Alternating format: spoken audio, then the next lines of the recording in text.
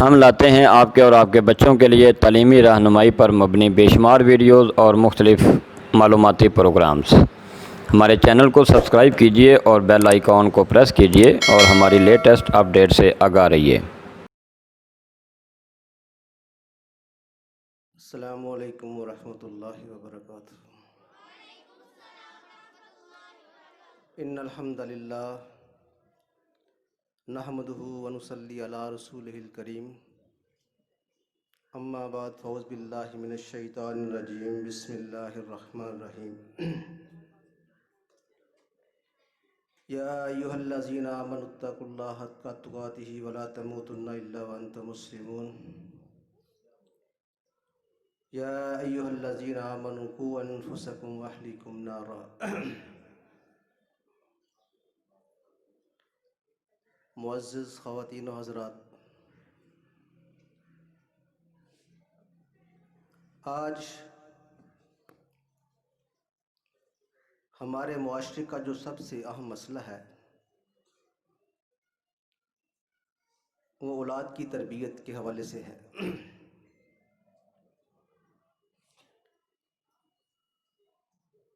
دنیا کے اندر جتنے بھی مذاہب ہیں، تمام مذاہب کے اندر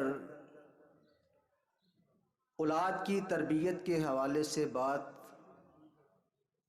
اولاد کی پیدائش کے بعد کی جاتی ہے،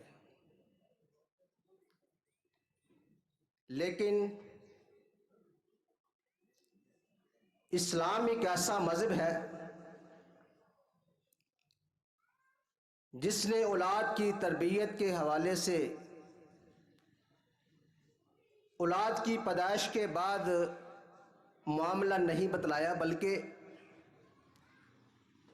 اسلام نے یہ بات اور یہ معیار رکھا ہے کہ اگر معاشرے کے اندر آپ اپنی اولاد کی اچھی تربیت کر سکتے ہیں تو سب سے پہلی بات ہے کہ فاظفر بذات الدین، جس عورت کا آپ نے انتخاب کرنا ہے وہ دین والی ہو۔ اگر گھر والی دین والی ہے تو پھر گھر کا ماحول، اپنی اولاد کا ماحول پھر دیکھیں۔ اگر ہم نماز نہیں پڑھیں گے، ہم دین کے اوپر عمل نہیں کریں گے، کیا ہماری اولاد دین والی ہو جائے گی؟ امام الانبیاء جناب محمد الرسول اللہ صلی اللہ علیہ وآلہ وسلم نے فرمایا، کل مولود یولد علی الفطرۃ الاسلام، کہ ہر بچہ کائنات کے اندر جو آنے والا بچہ ہے فطرت اسلام کے اوپر پیدا ہوتا ہے۔ الا ابواہ یہودانہ ویمجسانہ وینصرانہ، بچے کی پیدائش کے بعد اس کے ماں باپ کے اوپر ڈیپینڈ کرتا ہے کہ اس کو کس طرف لے کے جا رہے ہیں۔ آج اگر ہم اس بات کو دیکھیں نا کہ سکول سے اگر ڈائری ملتی ہے، مسجد سے ڈائری ملتی ہے، بچے نے نماز پڑھی ہے کہ نہیں پڑھی، اگر ماں باپ نماز والے نماز نہیں پڑھیں گے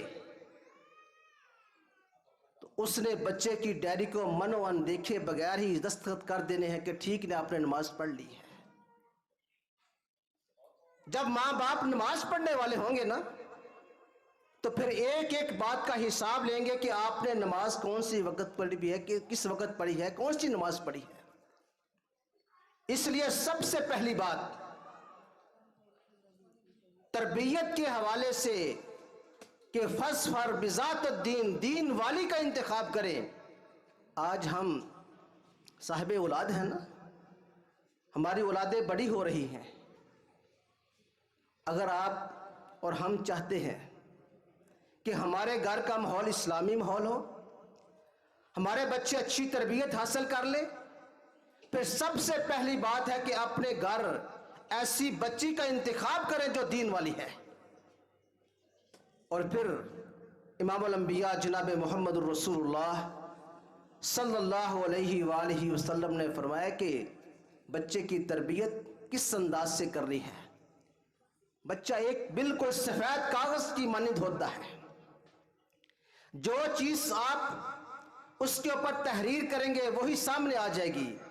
अल्लाह के महबूब पैगंबर जनाब मोहम्मद रसूलुल्लाह सल्लल्लाहु अलैहि वसल्लम ने फरमाया कि बच्चे को जो सबसे पहली बात देनी है वो ला इलाहा इल्लल्लाह, अल्लाह के कलमे की बुलंद आवाज के साथ उसको दावत देनी है। आज देख ले, दुनिया के अंदर हर इंसान कारोबार के अंदर इन्वेस्ट करता है कि मेरा कारोबार तरक्की वाला हो जाए, प्रॉपर्टी अच्छी हो जाए, कारोबार अरूज के ऊपर पहुंच जाए। लेकिन आज तक कभी हमने इस बात के अंदर गौर नहीं किया कि कायनात के अंदर जो बेहतरीन इन्वेस्टमेंट है वो बच्चों के ऊपर, तालीम के ऊपर खर्च करने के लिए है। आइए देखिए, एक वाकया आपके सामने रखना चाहता हूं। ये उस दौर की बात है जब जदीद टेक्नोलॉजी ना थी। आज से 1200 साल कबल की बात। एक मुजाहिद आदमी, अब्दुल रहमान उसका नाम है, जिहाद के लिए जाने लगा। अपनी बीवी को 30,000 अशरफियां दे के जा रहा है कि ये लो 30,000 अशरफियां अपने ऊपर, घर के ऊपर, अपनी औलाद के ऊपर खर्च करनी है। जिहाद के लिए चला गया। कई साल बीत गए। उसके जाने के बाद बेटा पैदा हुआ। 27 साल के बाद जब अपने घर में वापस आया, घोड़े के ऊपर सवार है, घर की दहलीज के ऊपर पहुंचा, दरवाजे को दस्तक दी, अंदर से एक नौजवान बाहर निकला। ये अंदर दाखिल होना चाहता है। आगे से नौजवान कहता है, तुम हमारे घर में कैसे दाखिल हो सकते हो? ये मुजाहिद आदमी कहता है, ये मेरा घर है, मैं अपने घर में जैसे चाहूं दाखिल हो जाऊं, कोई मुझे रोक नहीं सकता। आपस में बहस व तकरार हो गई। दरवाजे की ओट के पीछे उसकी वालदा ने झांक कर देखा, कहा, ए रबिया, ये तुम्हारा बाप अब्दुल रहमान है, इसको अंदर आने दो। अंदर दाखिल हो गए। रात के वक्त अब्दुल रहमान अपनी बीवी से घर के हालात के मुतल्लिक पूछता है, और यह भी पूछता है कि जो मैं आपको पैसे देकर गया था, माल देकर गया था, उसका क्या किया है? कहने लगी, इसका जवाब अभी नहीं मेरे पास, जब सुबह की नमाज पढ़ के घर वापस आओगे फिर इसका जवाब दूंगी। सुबह की नमाज का वक्त हुआ। मस्जिद नबवी के अंदर नमाज के बाद, फारग होने के बाद, लाइटिंग नहीं थी, उजाला नहीं था, रोशनी नहीं थी। अंधेरे के अंदर ही नमाज के बाद दर्स हदीस शुरू हो जाता है। साथ वाले आदमी से पूछता है, ये दर्स हदीस देने वाला कौन है? इतनी ज्यादा मखलूक, इतने ज्यादा लोग दर्स हदीस सुनने के लिए आए हैं, ये कौन है? कहने लगा, आपको नहीं पता, ये रबिया बिन अब्दुल रहमान है। आंखों से आंसू जारी हो गए। घर वापस आया, आकर कहता है कि जो मैंने सवाल आपको रात के वक्त किया था उसका जवाब मुझे मिल गया है।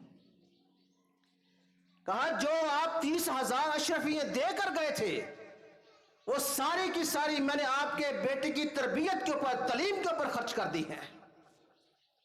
आज जो बेहतरीन इन्वेस्टमेंट है ना, वो अपने बच्चों की तरबियत के ऊपर खर्च कर रहे हैं। और अल्हम्दुलिल्लाह इस अदारे के साथ मेरा ताल्लुक आज का नहीं, 15-16 साल से ये इस अदारे के साथ मेरा ताल्लुक है। और मेरे सारे बच्चे इस अदारे के अंदर पढ़ कर गए हैं, कुछ बच्चे पढ़ रहे हैं। और आज पूरे खानदान के अंदर मेरे बच्चों की जो तरबियत है, सबके ऊपर नमा और यही है। और लोग, मेरे खानदान वाले लोग मेरे बच्चों को फॉलो करते हैं कि जो ये करते हैं उसी तरह करो।